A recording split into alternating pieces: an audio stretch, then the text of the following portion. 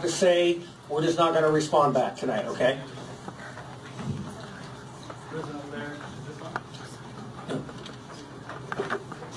Testing. President Laird, Superintendent Franklin, members of the board, members listening today. My name is Jack Mumford. I'm the father of 4 children in the Tustin School District.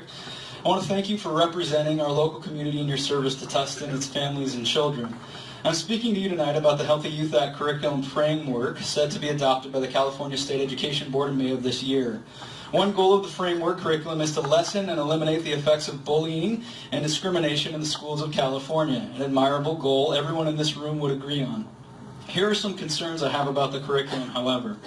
According to the proposed framework, gender norms of biological male and biological female from birth is to be challenged. This is a quote from the framework instructing teachers to discuss gender with kindergartners by exploring gender stereotypes and asking open-ended questions such as what are preferred colors, toys, and activities for boys/girls, and then challenging stereotypes if presented. As a dad with 3 boys and 1 girl, I want my children to feel comfortable pursuing a career of their choosing regardless of gender stereotypes.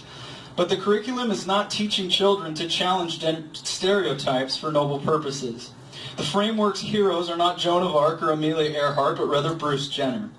The curriculum is idolizing transgenderism, to teach, according to page 43 of chapter 3 of the framework, that identifying as transgender, that their gender identity is different from their sex assigned at birth, or feeling uncomfortable with identifying with their sex assigned at birth, are all viable and admirable options is medically, psychologically, biologically, and morally bankrupt. Paul McHugh, former chief of psychiatry at Johns Hopkins University School of Medicine, concluded in reviewing numerous scientific studies that transgenderism is a mental disorder.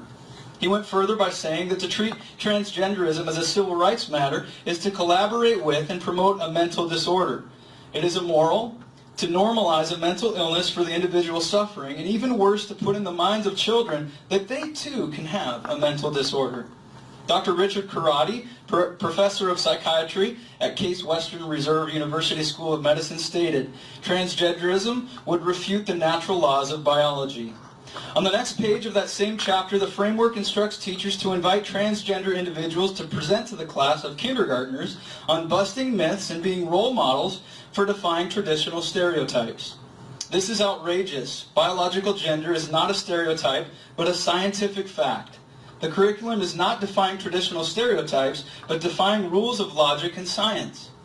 Another suggested book to help teachers in be.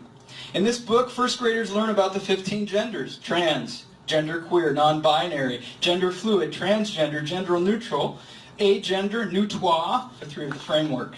The consequences of confusing these children, undermining scientific fact, and forcing teachers in your district to go against the objective reality that humans cannot change their biology will be catastrophic. To tell a child suffering from an eating disorder like bulimia or anorexia that they are right, their mental state does not match their physical state is malpractice in a medical physician's office and child abuse in the home. Why is transgenderism being thrust upon our children in the public school, not as something to be treated, but something to celebrate and affirm when a similar condition of an eating disorder is approached with concern and treatment? A person who wants to deny opposite sex hormones or attempt to add opposite sex body parts through superficial surgery is clearly suffering from a mental disorder. And our State Board of Education wants to normalize and proliferate this mental disorder. I'm standing here today to plead with you to reject the framework, the medically, psychologically, biologically inaccurate transgender ideology it seeks to normalize and indoctrinate our precious children with. To accomplish our goal of raising up skilled, knowledgeable, and beneficial members of society, all you need to do is create an atmosphere of mutual respect, not indoctrination. If you agree with me, please stand. Thank you.